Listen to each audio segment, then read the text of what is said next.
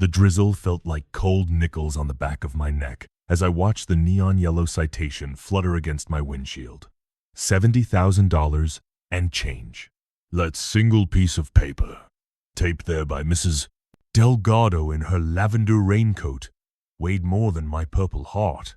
I hadn't even stepped inside my own garage yet, and my hands were already trembling not from the November wind, but from the memory of every mortar round I ducked in '68. Funny how, 55 years later, the real ambush can come from a 3-ring binder and a smile that doesn't reach the eyes. I eased the door shut, careful not to rattle the porch chimes my late wife, Ruth, loved. The HOA meeting was scheduled for 6. I had 48 minutes. 48 minutes to decide whether a man who'd once carried his best friend across a rice paddy was going to bend the knee to a board that measured patriotism by the shade of your mailbox post. Now, I need to pause for just a second, friend. If you've ever felt that twist in your gut when someone in a blazer tells you the flag on your own porch is non-compliant, tap that little thumbs up so the algorithm knows we're in this together. I shuffled inside, the oak floor creaking like old knees. On the entry table sat the original deed, brittle as autumn leaves but still legible. 1,947, signed by my father the day he came home from the Pacific. The deed didn't just give us the house, it granted us the 20-foot gravel easement that every soul on Willow Brook Court uses to reach the county road. Dad used to say, "Son, land is only as good as the promise you keep to the people who walk across it." I'd kept that promise for 76 years, plowing the ruts smooth each spring so the Henderson twins could ride their bikes without pitching into the ditch. Never charged a dime. Not once. But the Willow Brook Homeowners Association, incorporated in 1998, long after the neighborhood was built, decided last year that the easement was community property. They repaved it with asphalt, painted dainty white stripes, and then voted themselves authority to levy fines for misuse.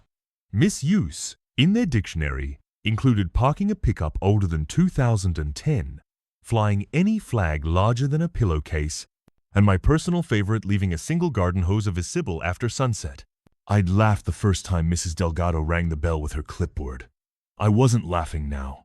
I folded the citation and tucked it into my flannel shirt pocket, right next to Ruth's last letter from the hospital.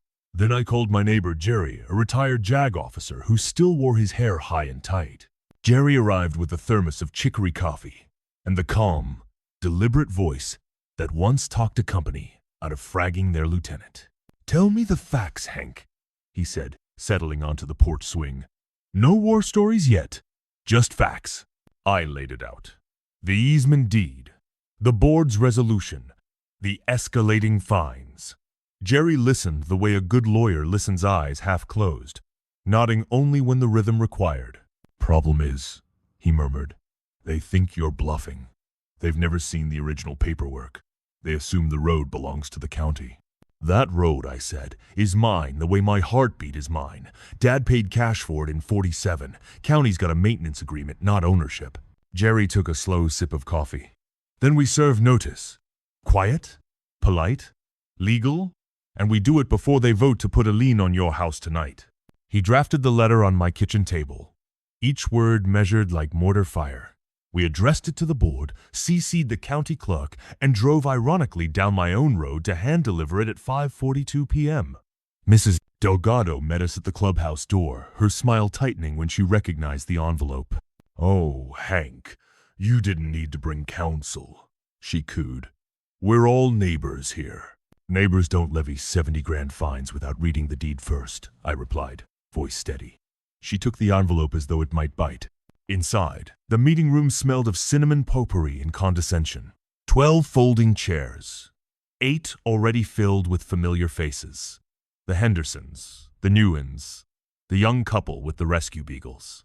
Mrs. Delgado tapped her gavel. I remained standing. "Item 4, she chirped. "Final assessment against Mr. Henry Caldwell for repeated covenant violations." I raised my hand. "Before we vote, I'd like to enter a document into the record." She tried to wave me off. "Public comment comes later, Hank." Jerry cleared his throat.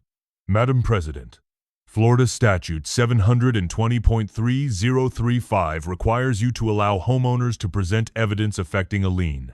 He said it so gently, it sounded like scripture. Mrs. Delgado's cheeks matched her lipstick. I unfolded the 1947 deed onto the projector table. It took 30 seconds for the room to absorb what they were seeing. The silence stretched like taffy. Finally, Mr. Nguyen, an engineer who'd once helped me change a flat tire, spoke up. That strip of land is privately owned? Then why have we been paying dues to maintain it? Mrs. Delgado's gavel hovered midair. The board believed. Jerry smiled. Belief isn't title. Mr. Caldwell has graciously allowed passage for 76 years, but permission can be revoked. I felt Ruth beside me then, the way you feel the sun even through closed eyes. I kept my voice low. I never wanted to charge tolls or block anyone's driveway. All I asked was the freedom to honor my wife with the flag she sewed while I was overseas. You turned that into a crime. Mrs. Delgado rallied. The covenants were voted on democratically by 9 people in a living room. I cut in. My father wasn't there. My mother wasn't there. And my wife, who planted every dogwood along that road sure as sunrise, wasn't there. Halfway through, I glanced at the clock and realized some of you might be grabbing a second cup of coffee. If this story is stirring memories of your own HOA skirmishes, hit subscribe so you don't miss the payoff. We're almost to the part where justice stops knocking and kicks the door wide open. The turning point came when little Emma Henderson, all of 10 years old, tugged her dad's sleeve. Daddy, does this mean we can't ride our bikes to school? Her voice cracked, and I saw Mrs. Delgado flinch for the first time. I knelt, knees popping like bubble wrap. Emma, you and your brother will always have a road. I just need grown-ups to keep their promises. Mr. Henderson stood. I move we rescind the fines against Hank and revisit the covenant wording with a real attorney present. Mrs. Delgado sputtered. We can. Jerry folded his arms.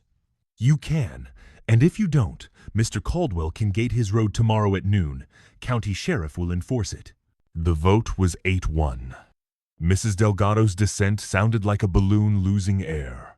But here's the part the movies leave out. Revenge, real revenge, isn't fireworks. It's the quiet click of a lock sliding open. After the meeting, neighbors lingered. Mrs. Nguyen pressed a loaf of banana bread into my hands. The young couple offered to repaint my mailbox post whatever color I liked. Emma shyly handed me a crayon drawing of the road lined with hearts and American flags. 2 weeks later, the HOA sent a notarized apology and a bouquet bigger than Ruth's rose bush.